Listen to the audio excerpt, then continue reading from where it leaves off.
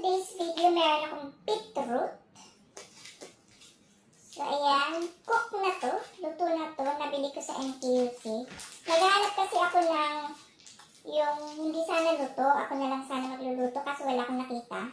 And ito lang yung nakita ko. So, ayan.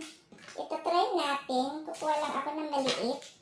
Kasi hindi ko pa alam kung anong lasa nito. Kasi noon is, ayan, ito lang muna. Ito try natin. So, ayan. Alam nyo guys, maraming benefits ang beetroot.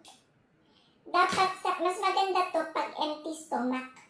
Kaso nga lang, hindi ko pwedeng isabay sa gamot ko. Kaya ngayon ko lang iti-take. So, ayan.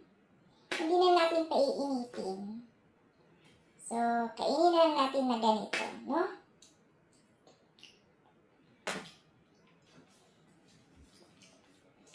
Wala siyang lasa.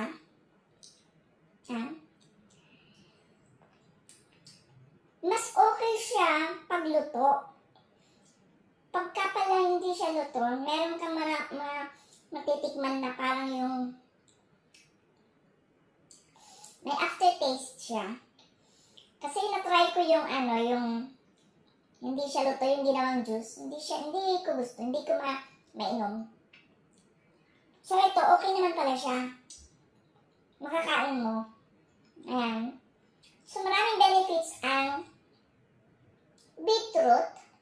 Lalo na sa may high blood, diabetic, saglit lang.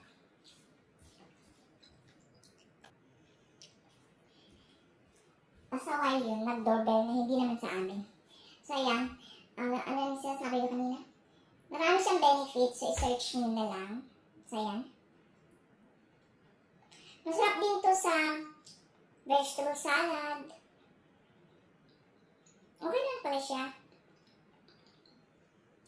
Pwede mong kainin ganito. Masarap din siya. So, kailangan nyo lang siyang lutuin ng medyo matagal. Maganda sana kung raw, yung hilaw ang bibilhin, tapos ikaw na lang mag-boil. Tapos yung tubig, pwede mo rin siyang inumin, no? Tapos itong ano niya, pwede mo rin siyang kainin. So, okay pala siya. Akala ko hindi maganda ang pero okay naman pala siya. Masarap siyang kainin. Masarap siyang papakin. Para siyang yung lotus. So, yan. Masarap.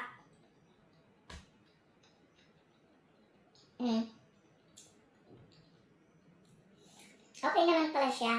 Akala ko, hindi ko siya makain na ganito.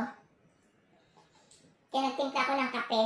Para pagka masama yung lasa, naman ko ng kape. Parang okay lang pala.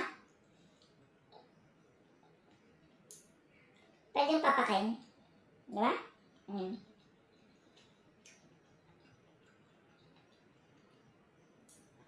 So, may isa pang maliit dito.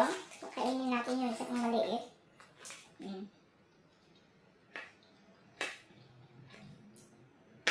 Ayan siya.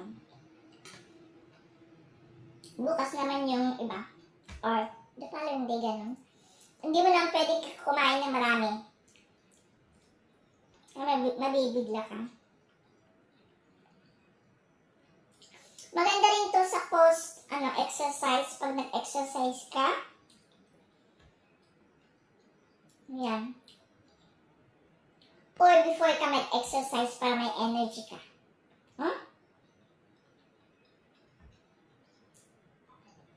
Masarap siya. Yan.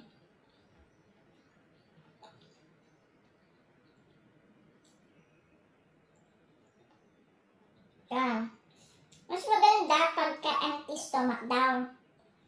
Pero sabi ko nga, hindi ko pwedeng isabay ito sa gamot. Kasi nakalagay doon na huwag isabay. So, ayan. So, sa mga katulad ko na high blood, high cholesterol, mag-beetroot na kayo.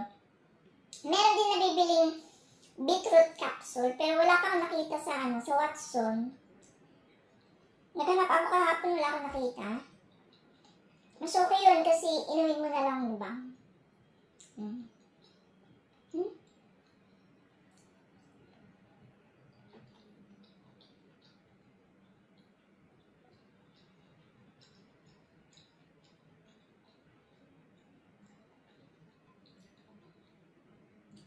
Maganda yun sa may diabetic. Kasi pinapababa niya yung blood sugar. Ayan. So, yun na. Thank you for watching and follow me for more. Mag-beetroot na.